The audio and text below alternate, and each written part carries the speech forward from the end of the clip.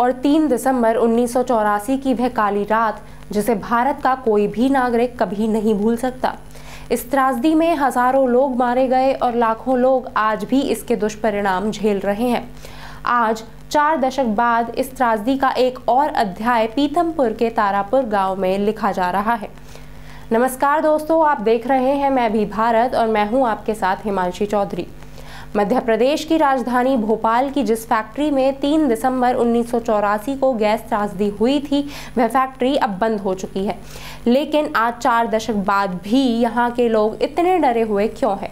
ये डर इसलिए है क्योंकि ये दुर्घटना जिस लापरवाही के कारण हुई थी, कुछ उसी तरह की लापरवाही इसके कारण उत्पन्न हुए कचरे को नष्ट करने में भी बताई जा रही है। मध्य प्रदेश के धार जिले में पीथमपुर में इस कचरे को जलाने का व्यापक स्तर पर विरोध किया गया। भोपाल गैस त्रासदी से पैदा हुए इस औद्योगिक कचरे को पीथमपुर भेजे जाने से नाराज स्थानीय लोगों का हुजूम 3 जनवरी को सड़कों पर उतर आया। आइए पीथमपुर के लोगों के विरोध और इसके पीछे की चिंताओं को समझने की कोशिश करते हैं। जनवरी 2025 की सुबह भोपाल में पड़े 358 टन जहरीले कचरे को पीथमपुर के औद्योगिक कचरा प्रबंधन प्लांट में लाने के लिए 12 ट्रकों का काफिला रवाना हुआ। यह कचरा spill and leak free containers में था, लेकिन जैसे ही यह कचरा पीथमपुर पहुंचा, वहां के स्थानीय लोगों में डर और गुस्सा फूट पड़ा। अगले ही दिन 3 जनवरी को पीथमपुर की सड़कों पर प्रदर्शन शुरू हो गया। सैकड़ों लोग, बुजुर्ग हो या बच्चे, सभी सड़कों पर उतर आए। विरोध इतना उग्र था कि 2 लोगों ने आत्मदाह का प्रयास किया। लोगों ने पथराव किया और प्लांट तक मार्च करने की कोशिश की। तारापुर गांव और इसके आसपास के इलाकों के लोग कचरे को यहां नष्ट करने के फैसले से बेहद डरे हुए हैं। इनकी चिंताओं को समझने के लिए हमें इनके सवालों पर गौर करना होगा। तारापुर गांव के लोग पूछते हैं कि सरकार दावा कर रही है कि यह कचरा अब जहरीला नहीं है। अगर ऐसा है तो इसे भोपाल में ही क्यों नहीं जलाया गया? यहाँ के लोगों का कहना है कि अगर यह कचरा सुरक्षित है तो इसे यहाँ लाने की क्या ज़रूरत थी? सरकार कह रही है कि इसका जहरीलापन खत्म हो चुका है, लेकिन अगर कुछ भी गलत हुआ तो इसका असर हमारे बच्चों पर होगा। पीथमपुर के लोग पहले से ही औद्योगिक प्रदूषण का सामना कर रहे हैं। स्थानीय निवासियों का दावा है कि प्लांट से निकलने वाले कचरे और पानी ने उनकी ज़मीन और पानी के स्रोतों को पहले ही दूषित कर दिया है। मध्य प्रदेश सरकार का दावा है कि कचरे की विषाक्तता 25 साल तक रहती है, इसलिए यह कचरा अब जहरीला नहीं है और इसे पूरे सुरक्षित तरीके से जलाया जाएगा। इस सिलसिले में भोपाल गैस त्रासदी राहत और पुनर्वास विभाग के निदेशक स्वतंत्र कुमार सिंह का बयान कहता है कि इस कचरे को 1200 डिग्री सेल्सियस पर जलाया जाएगा। पहले 90 किलो के बैच में इसे जलाया जाएगा और अगर यह सुरक्षित पाया गया तो इसे 270 किलो के बैच में जलाया जाएगा। इस प्रक्रिया में 3 महीने लग सकते हैं और अगर कोई दिक्कत आई तो इसे धीमा करना पड़ेगा, जिसमें 9 महीने में इस कार्य को पूरा किया जाएगा। सरकार ने यह भी बताया कि 2015 में सुप्रीम कोर्ट के निर्देश पर 10 टन कचरे को पीथमपुर प्लांट में जलाया गया था और वह प्रक्रिया सफल रही थी, लेकिन स्थानीय लोगों का कहना है कि 2015 की प्रक्रिया के बाद भी उन्हें कई समस्याओं का सामना करना पड़ा। कचरा निपटान का मौजूदा काम 126 करोड़ रुपए की लागत से रामकी समूह के प्लांट को सौंपा गया है। भोपाल के कचरे को लेकर लोगों में जो गुस्सा और डर है, उसके पीछे स्थानीय रूप से रामकी फैक्ट्री के प्रति संदेह भी है।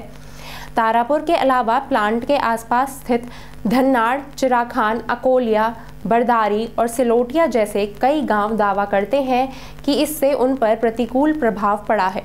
यहाँ के लोगों का आरोप है कि भूमि पर औद्योगिक कचरे के अवशेष और कारखाने से निकलने वाली 2 नालियों ने स्थानीय जल निकायों और भूजल को दूषित कर दिया है। तारापुर के लोग कहते हैं गांव में फसलों को पानी देने के लिए बोरवेल का भी इस्तेमाल नहीं किया जाता है और किसान सर्दियों की फसलों में नमी के लिए केवल ओस पर निर्भर रहते हैं।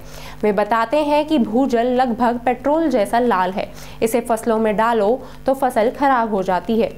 इंदौर से करीब 27 किलोमीटर की दूरी पर स्थित पीथमपुर मध्य प्रदेश के धार जिले का एक बड़ा औद्योगिक क्षेत्र है। इस क्षेत्र में 9 तहसील हैं और यहाँ की जनसंख्या में करीब 56% लोग आदिवासी हैं। तारापुर गांव, जो पीथमपुर के बाहरी क्षेत्र में स्थित है, पहाड़ी पर बसे आदिवासी समुदाय का घर है। यह समुदाय पहले से ही औद्योगिक प्रदूषण के कारण अपनी जमीन, पानी और फसलों पर पड़ने वाले दुष्प्रभाव का सामना कर रहा है। ऐसे में ये मुद्दा यहाँ के आदिवासियों के लिए भी भय का कारण बना हुआ है, इसलिए उनका इस विरोध में शामिल होना लाजमी है। यह पहली बार नहीं है जब पीतमपुर में इस मुद्दे पर विरोध हो रहा है।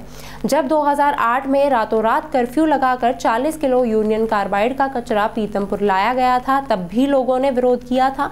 इसके बाद जब सुप्रीम कोर्ट के निर्देश पर 2015 में 10 टन कचरे का ट्रायल किया गया, तब भी स्थानीय लोगों ने इसका विरोध किया था। इसके बावजूद कोर्ट ने शेष कचरे को यहाँ जलाने की अनुमति दी। अब तारापुर गांव के लोगों का कहना है कि इन पिछले अनुभवों ने सरकार और प्लांट पर से उनका भरोसा खत्म कर दिया है। यहाँ के आंदोलन में शामिल लोगों का कहना है कि इस कचरे को जलाने के तुरंत परिणाम नहीं दिखेंगे, लेकिन अगर बारिश के दौरान कोई रिसाव हुआ तो इसका असर आने वाले दशकों तक रहेगा। यह भूजल को प्रदूषित कर सकता है, जो पूरे क्षेत्र के लिए खतरनाक होगा, और वे इसके विरोध के लिए ज़रूरी दस्तावेज जमा करने में लगे हैं। जबकि सरकार का कहना है कि सुप्रीम कोर्ट के निर्देशों के बाद यह निर्णय लिया गया है। स्थानीय समुदाय और पर्यावरण कार्यकर्ता इस मुद्दे को हाई कोर्ट तक ले गए हैं। अगली सुनवाई 18 फरवरी को होगी और ऐसा लगता है तब तक यह विवाद जारी रहेगा। इस पूरे मामले में एक तथ्य बिल्कुल स्पष्ट है कि पीतमपुर में यूनियन कार्बाइड का कचरा जलाने के मुद्दे पर लोगों को भरोसे में लेने की जरूरत नहीं समझी गई थी। इसलिए लोगों का भय और आक्रोश गलत नहीं कहा जा सकता है। प्रशासन ने लोगों का भरोसा जीतने की बजाय इस विषय पर सोशल मीडिया पर बातचीत पर पाबंदी लगाने का प्रयास किया। इस सिलसिले में जिला प्रशासन ने एक आदेश जारी करते हुए कहा, यूनियन कार्बाइड के रासायनिक कचरे को राम की एनवायरो कंपनी पीतमपुर जिला धार में लाकर रखे जाने के पश्चात उसके निष्पादन संबंधित अग्रिम प्रक्रिया के संबंध में कुछ असामाजिक तत्वों द्वारा इंटरनेट तथा सोशल मीडिया के प्लेटफॉर्म्स जैसे फेसबुक, व्हाट्सएप, हाइक, ट्विटर और इंस्टाग्राम आदि के माध्यम से दुरुपयोग कर लोगों में भ्रांति और भय का वातावरण और माहौल बनाया गया। यह कहते हुए प्रशासन ने निष्कर्ष निकाला कि जिला धार अंतर्गत व्यक्तियों एवं असामाजिक तथा शरारती तत्वों द्वारा इंटरनेट तथा सोशल मीडिया पर विद्वेष एवं दुर्भावनापूर्ण संदेशों को प्रतिबंधित करने के लिए नियमानुसार कार्रवाई की जाए। यह कहते हुए प्रशासन ने एक तरह से पीतमपुर में यूनियन कार्बाइड कचरे के बारे में सोशल मीडिया पर चर्चा को नियंत्रित करने की कोशिश की। लेकिन यहाँ एक बेहद ज़रूरी सवाल ये है कि यूनियन कार्बाइड के कचरे को नष्ट करने की प्रक्रिया के बारे में प्रशासन ने लोगों को कब और कितनी जानकारी दी थी। एक औद्योगिक दुर्घटना जिसने 5000 से ज़्यादा लोगों की जान ले ली, उस दुर्घटना के अवशेषों को जब कहीं पर नष्ट करने के लिए लाया जाएगा तो भय होना लाजमी है। कम से कम अब प्रशासन को अपनी भूल का एहसास हुआ है और उसने इस संबंध में प्रयास शुरू किया है। धार के कलेक्टर प्रियांक मिश्रा ने बताया, हम विज्ञान शिक्षकों, प्रोफेसरों और अधिकारियों सहित 50 मास्टर ट्रेनर्स को तैयार कर रहे हैं। उन्हें कचरे की सटीक स्थिति के बारे में सूचित किया जाएगा ताकि वे लोगों तक सही जानकारी पहुंचा सके और गलत धारणाओं को दूर कर सके। 1 जनवरी को मध्य प्रदेश हाईकोर्ट की जबलपुर स्थित प्रधान पीठ ने राज्य सरकार को 6 सप्ताह में यूनियन कार्बाइड फैक्ट्री के कचरे के निष्पादन पर सुरक्षा दिशा निर्देश के तहत कार्रवाई करने का निर्देश दिया था। इसके बाद अधिकारियों ने लोगों को शिक्षित करने और उनके डर को दूर करने के लिए समय मांगा था। कलेक्टर ने बताया कि मास्टर ट्रेनर्स मंगलवार से अपने काम की शुरुआत करेंगे और 50 और ट्रेनर्स को शामिल किया जाएगा। उन्होंने कहा, हम वीडियो प्रस्तुतियों और अन्य माध्यमों से मास्टर ट्रेनर्स को प्रशिक्षण देंगे।